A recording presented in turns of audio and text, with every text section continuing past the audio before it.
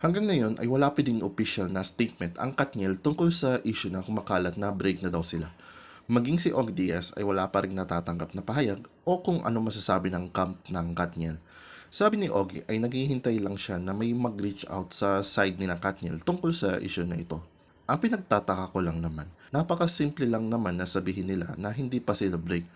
Okay na sana yung nag-status update si Daniel sa Instagram or nag-share ng photos ni Kat at yung nag-viral dance na video nila.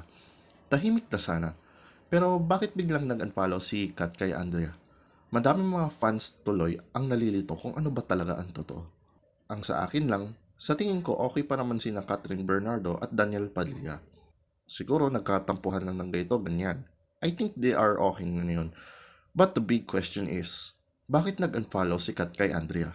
And one more, nakita ko din sa mga comment ng mga netizen na yung close friend ni Kat na si Luisa Andalio ay tila nag-unfollow din kay Andrea. Mayroong something yata talaga. Pero at least sa tingin ko, okay naman yata sina Daniel at Catherine. I hope na at the end of the day ay okay pa rin ang Katniel.